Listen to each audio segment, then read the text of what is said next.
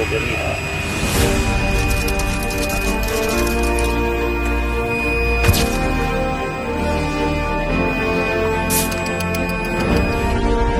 Hello guys, sa today's video nga, ikikwento ko na naman sa inyo ang regarding sa ating sasakyan na si Blue.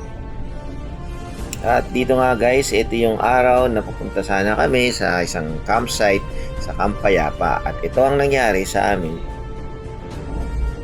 Minsan talaga hindi natin ito inaasahan. 99 100 101 na sa OBD. Isang dito pa lang. At dito guys, kailangan namin munang huminto at itabi ang ating sasakyan. At may overheating na sa ating sasakyan.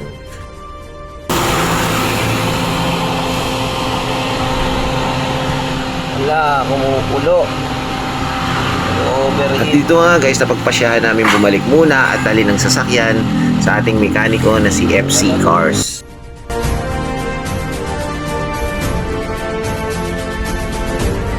So ito guys, nandito tayo kay FC Cars ngayon.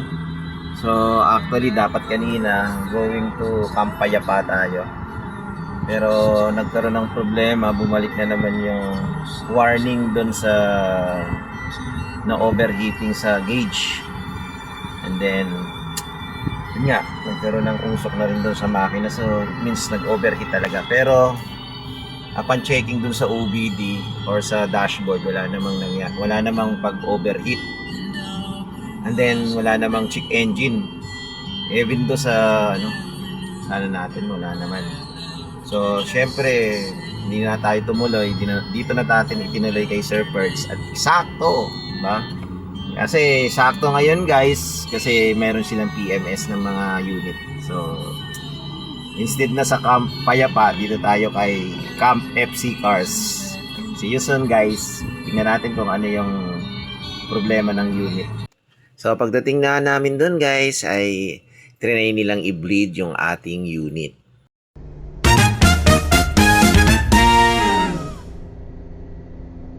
At dito nga guys, na-found out nila na wala namang problema yung unit. So ang sabi lang nila is pwede namang i-try ulit, i-test ulit. At kapag bumalik, yon, saka na natin ibalik ulit yung ating sasakyan kay FC Cars. So dito nga guys, sa madalit sabi, itinuloy pa rin namin ang biyahe papuntang Camp Payapa.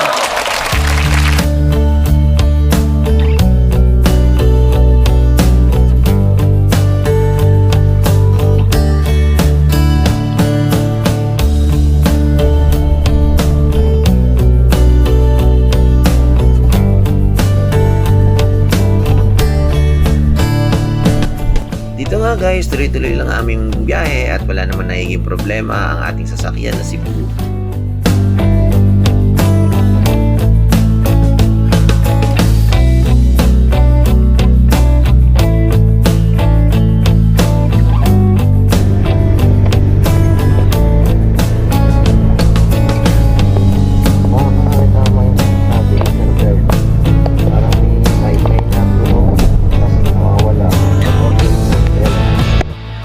Dito nga guys, nakarating naman tayo ng maayos at payapa, syempre dito sa Camp Payapa.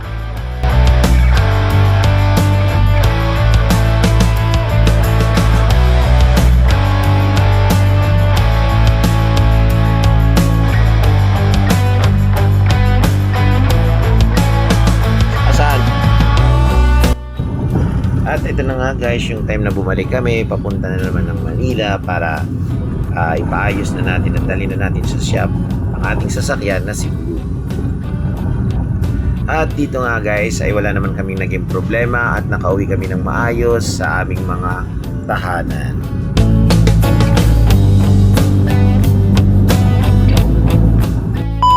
Are you ready, kids? Aye, aye, Captain! I can't hear you! Aye, aye, Captain! Oh! At dito nga guys ay binalik natin ulit ang ating sasakyang si Blue sa FC Cars sa Pasig.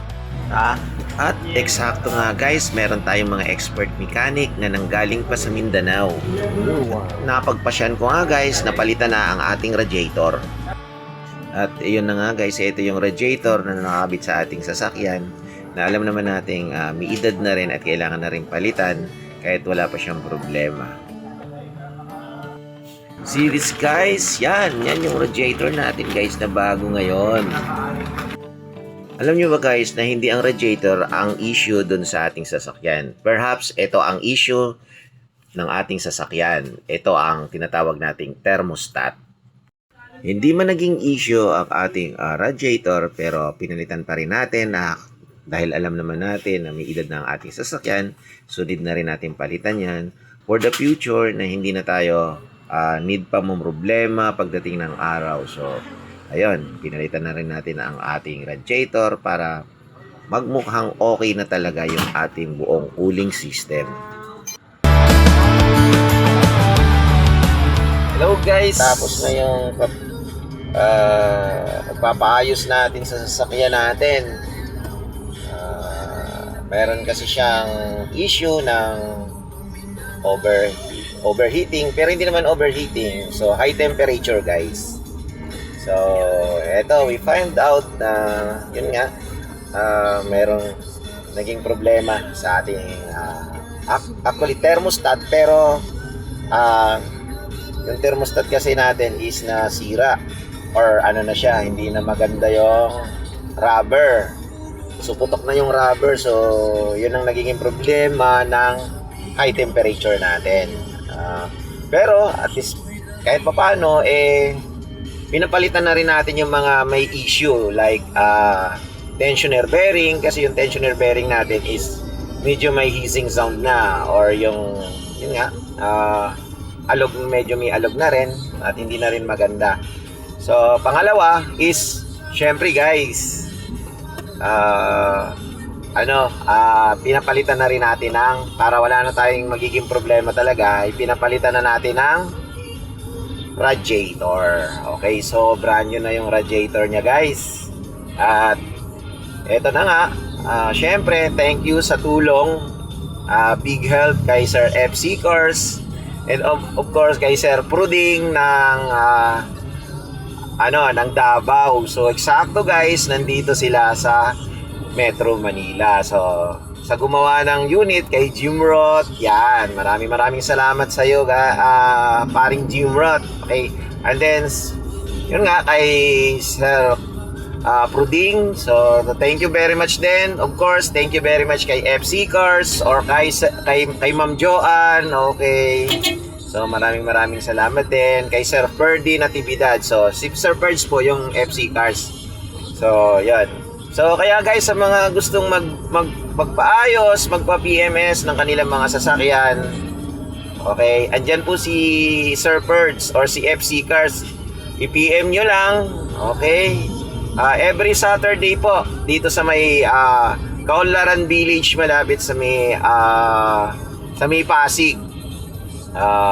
Pag mga ordinary days naman, meron din naman silang shop sa Cavite.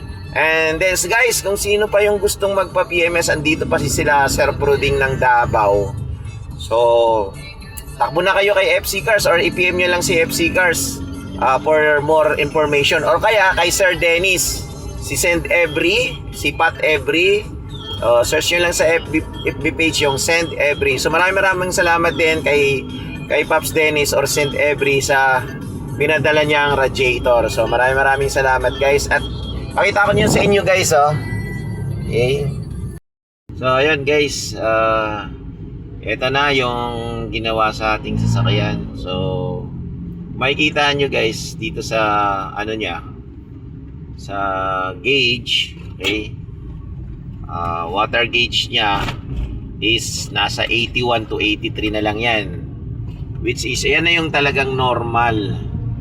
Ang binabasa kasi niyan is yung temperature ng water temperature. Andito naman sa Bluetooth OBD natin, so makikita nyo guys, normal na yan, 86 degrees, never nang nagna 90. Okay, so naka aircon yan guys. Kapag pinatay natin yung aircon, So, doon, magna 90 up to 100 siya.